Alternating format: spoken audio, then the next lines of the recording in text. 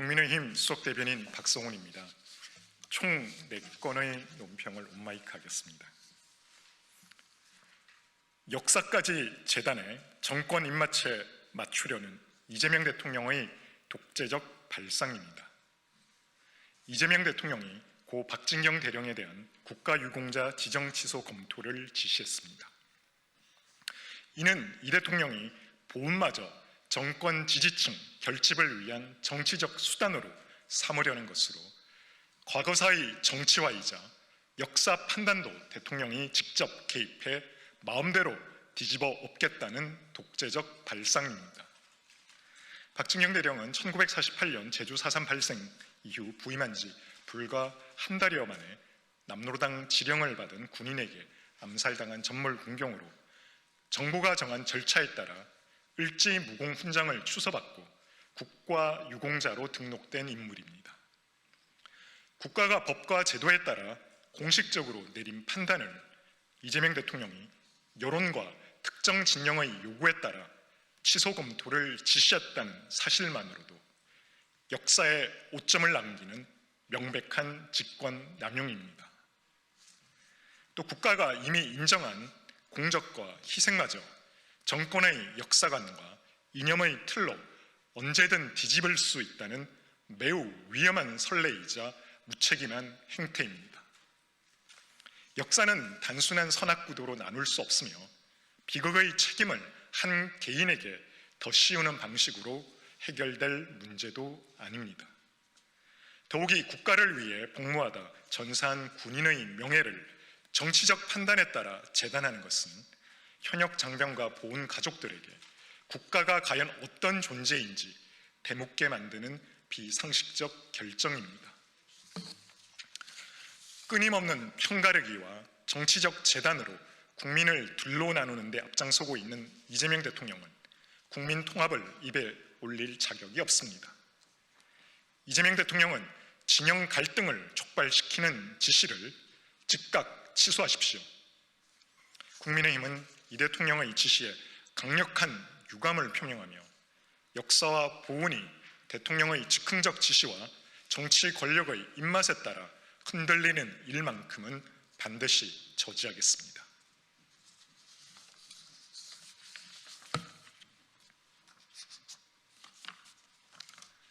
증거 없는 내란몰이로 끝난 조은석 특검, 역사는 야당 탄압 표적 특검으로 갈 것입니다. 야당 탄압의 도구로 활용된 조은석 내란 특검이 제대로 된 수사 결과 하나 내놓지 못한 채 180일간의 수사를 마무리했습니다. 오늘 발표된 내용은 수사의 결론이라기보다 내년 지방선거를 겨냥한 2차 특검의 예고편이자 추가 특검 명분을 쌓기 위한 정치 브리핑에 불과합니다. 특검은 2023년 10월 이전부터 계엄 준비, 권력 독점 시도, 반대 세력 제거 목적 등 자극적인 표현을 쏟아냈지만 입증 가능한 증거가 없는 이른바 간신법 수사가 과연 법정에서 얼마나 설득력을 가질 수 있을지는 의문입니다. 조은석 특검의 내란 짜맞추기 수사는 그간의 결과에서 이미 보여주고 있습니다. 이번 내란 특검에서 구속영장이 발부된 인원은 윤석열 전 대통령 등 3명에 불과했고 총 9건의 구속영장 청구 중 3건만 발부돼 전체 청구 대비 발부율은 33.3%에 그쳤습니다. 이는 연간 형사사건 평균 구속영장 발부율 76.9%의 절반에도 미치지 못하는 수치로 특검 수사의 신뢰도와 완성도를 단적으로 보여줍니다. 특히 특검이 야당을 내란의 공범으로 엮기 위해 무리하게 청구한 구속영장들은 법원에서 줄줄이 기각됐습니다. 추경호 전 국민의힘 원내대표에 대한 구속영장 역시 서울중앙지법이 혐의와 법리의 다툼의 여지가 크다, 충분한 범죄 소명이 없다고 판단하며 명확히 제동을 걸었습니다.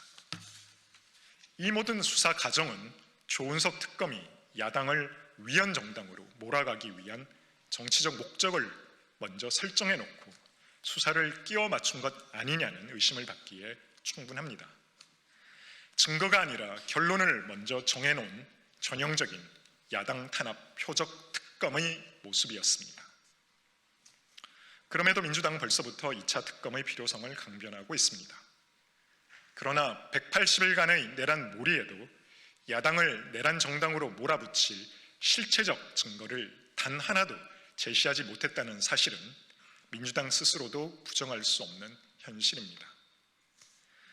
증거도 결론도 없는 내란몰이 특검은 여기까지입니다. 조은석 내란 특검은 결국 야당 탄압을 위해 동원됐다가 법원 앞에서 무력화된 정치 특검으로 역사에 남을 것입니다. 민주당이 진정으로 특검을 말할 자격이 있다면 야당을 표적 삼는 2차 특검이 아니라 민주당과 통일교 간 유착 의혹을 규명하는 특검이 우선이어야 합니다.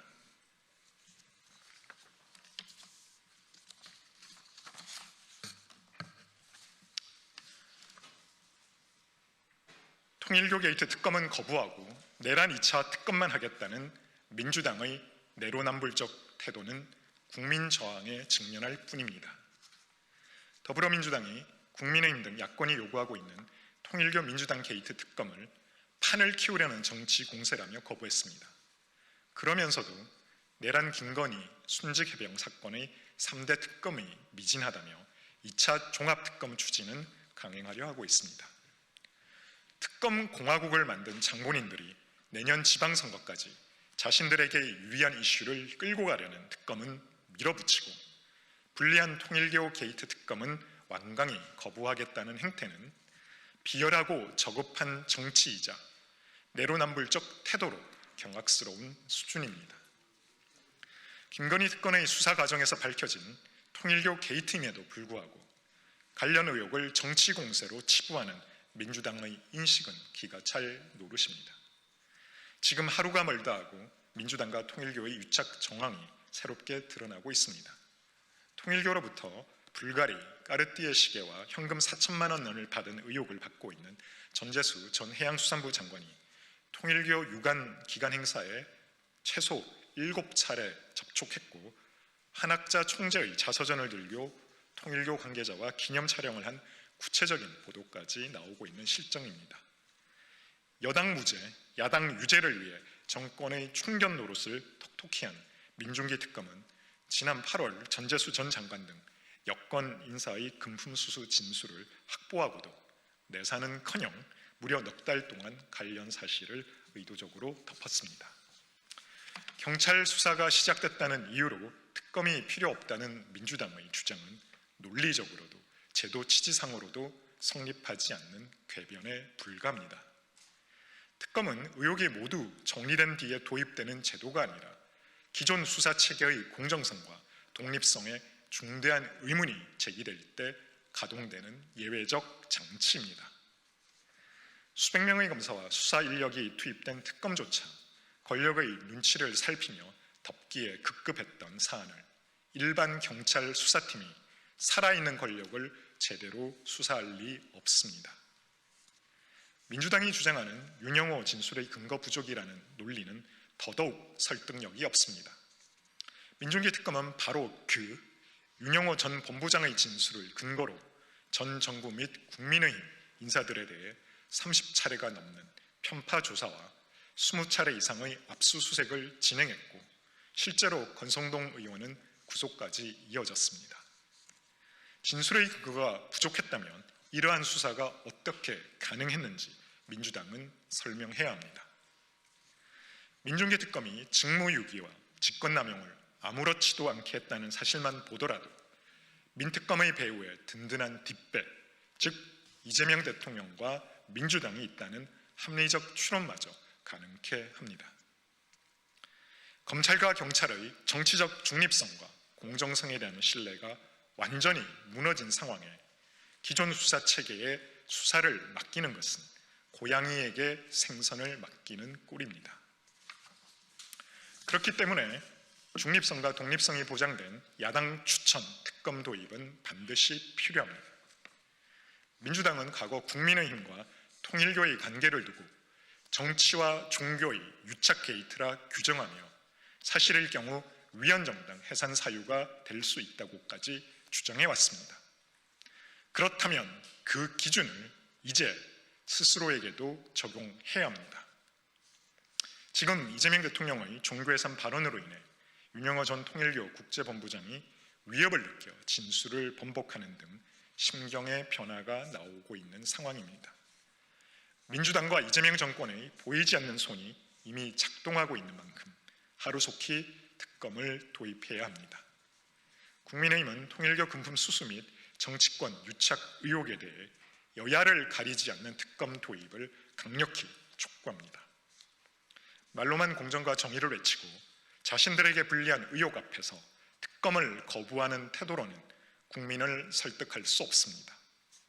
진실을 가릴 자신이 있다면 피할 이유도 없습니다.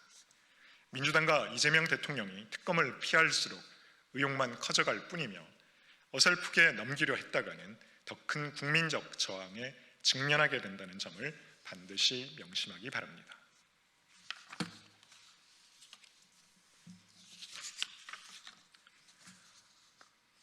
오만과 독선, 비뚤어진 인식으로 비웃음과 논란의 장이 된 대통령 업무보고, 국정 운영의 나침판을 설정하고 내년도 계획을 논의해야 할 정부 부처 업무보고가 대통령의 권력 과시의 정치 무대이자 논란의 장으로 변질되었습니다.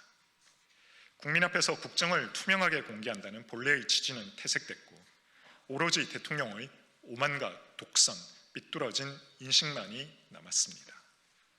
국민 앞에서 생중계되는 공식 석상에서 기관장을 향해 품격을 잃은 언사를 쏟아내고 말을 끊는 무례한 모습을 연출한 것은 국정 점검이 아닌 공개 모욕 주기에 가까웠습니다. 특히 전임 정부에서 임명된 인사를 향한 공개 질척은 진영 논리에 갇혀 국가적 통합이 아닌 정치적 이득만을 계산하는 독선적 사고방식의 발로입니다.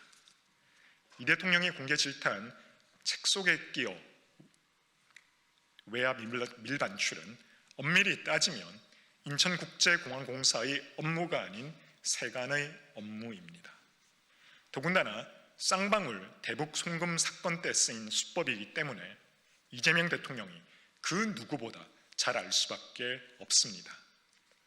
그런데도 기관장이 제대로 답을 못했다는 이유로 참 말이 길다, 자꾸 딴소리를 하고 있다고 질책한 것은 내 편이 아니면 배제하는 극도의 편가르기이자 정치보복의 의도를 노골적으로 드러낸 것입니다. 대통령이 취임 이후 줄곧 강조해왔던 통합의 가치는 결국 공허한 수사에 불과했음이 드러났으며 통합한다고 했더니 진짜 통합하는 줄 알더라는 이재명식 국민 기만적 태도입니다. 국민적 비웃음만 자초한 이재명 대통령의 한바 발언도 가관입니다. 한당고기는 학계에서 위소로 판명된 지 오래됐고 환빠 역사가는 일반 국민들 사이에서도 비웃음거리로 취급받고 있습니다. 일국의 대통령이 호텔 경제학 같은 사이비 경제학에 이어 황당무계한 사이비 역사관을 가지고 있다는 데 대해 경악을 금할 수 없습니다. 업무보고를 정치보복의 장으로 변질시키고 삐뚤어진 역사관을 표출하며 혼란을 야기하는 등 국정운영의 본질을 훼손하는 심각한 행태는 공직사회 전반에 불필요한 긴장과 위축을 초래하고 국정 통합만 저해할 뿐입니다. 지금 국민들은 고물가, 부동산 침체, 저성장이라는 엄중한 민생경제 위기에 놓여 있습니다. 업무보고는 이러한 국민적 고통을 해결할 실질적 대책과 비전을 제시하는 데 모든 초점이 맞춰져야 합니다. 하지만 시급한 현안을 외면하고 국정의 엄중함을 망각한 채 정치 보복과 불필요한 논란의 무대로 만들고 있는 이재명 대통령의 정치 행보에 국력은 소모되고 국민은 고통받고 있습니다. 국민 앞에 오만과 독선적 태도를 보인 이재명 대통령은 지금이라도 사사로운 정치적 감정을 내려놓고 국정에만 전념하는 본연의 자세로 돌아오길 촉구합니다.